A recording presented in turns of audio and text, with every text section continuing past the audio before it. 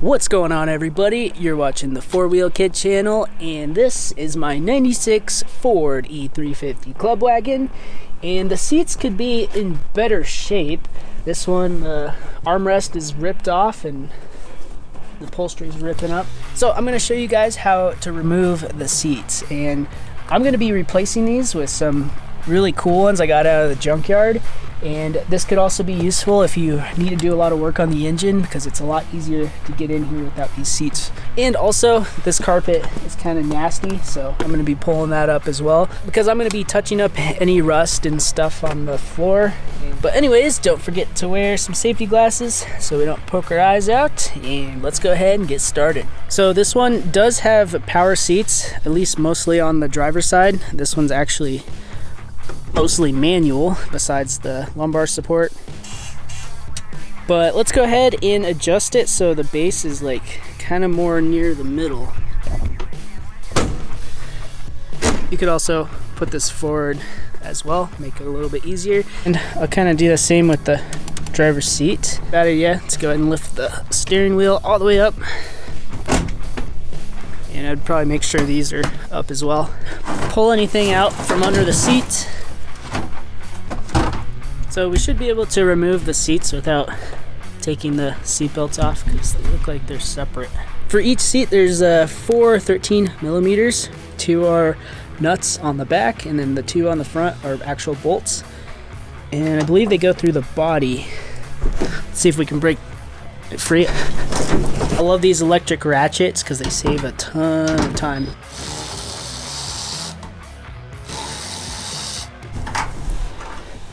And the front ones could be a little bit harder to get off, yeah, because they go through, and they're probably a little rusty on the other side.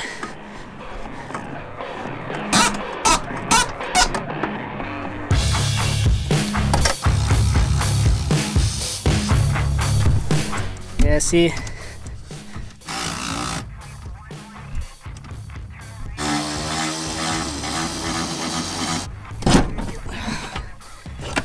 Kind of got stuck, but all right, we're free.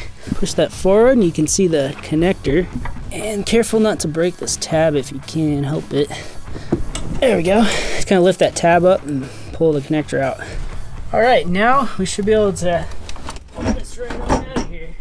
Try not to scratch anything up with the seat base. Just bring it out. There we go. And the driver's seat is basically the same thing.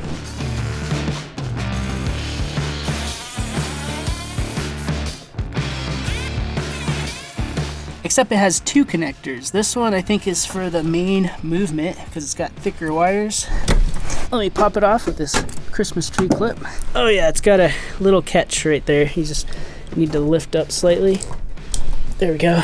And feed it out this hole right there. All right, it's ready to come out. There's motors on it.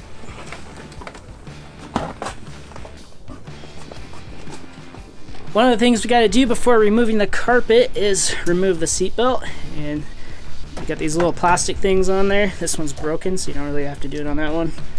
But you just use a T50 to open up these covers here. Actually, that doesn't work. Let's try to pry and turn it at the same time. There we go.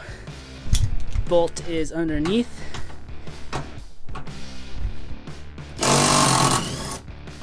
This one was for the seatbelt sensor. And when I put everything back together, I'm actually going to be deleting these plastic parts, and then I have a way to hold it up on the seat. We got a dime!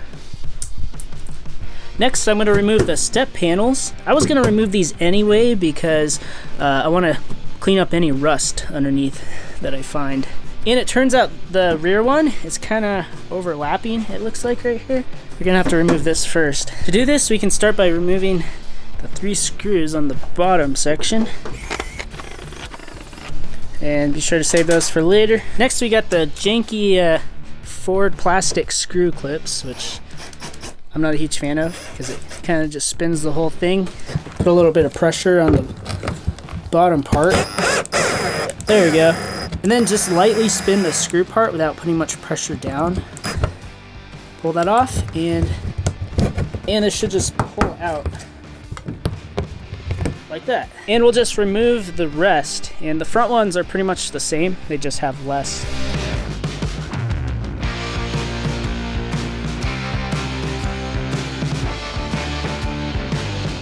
Okay, so for reference, the rear one has the 3 shorter screws and the front ones have the longer screws, 2 on each side. And it's the opposite for the little plastic screw clips. Front ones are shorter and the rear ones are longer. A few of them that were already like completely stripped out, so I kind of just had to force them out of there. Hopefully I can find some new ones for cheap. Let's go ahead and remove these. And it should just lift right off of there. Just super dirty. They made it for a sliding door right here. However, I do like the barn doors a lot better. It's kind of crazy, those holes for the plastic clips just go straight through the body. You can see the ground under there. Same thing. Nice and rust free. That is part of the reason why I thought this van was worth doing. Rust wasn't too bad on it. So at this point, guys, I'm hoping we can just pull the carpet right up. Yeah, it's just kind of stuffed behind this part. Actually, oh, there we go. Big plastic clip right here. I wonder if that goes all the way through. Also, we'll definitely have to unlatch the bottom of the engine cover. And here's our carpet. Guys, for the most part, it looks pretty rust-free. It looks like a lot of dirt. However, over here on the driver's side, that is not looking too good. You can actually see a little bit of water in here. I don't want to touch it. I don't know where that's coming from. I mean, it's possible the windshield is leaking. I definitely need a new one. However, that is not that bad compared to some of these I've seen. Like, people take the carpet off and there's like a hole like straight through. Could definitely be a lot worse. You can for sure see a little bit of rust on the other side, but it's not too bad. It looks like it's coming from the top.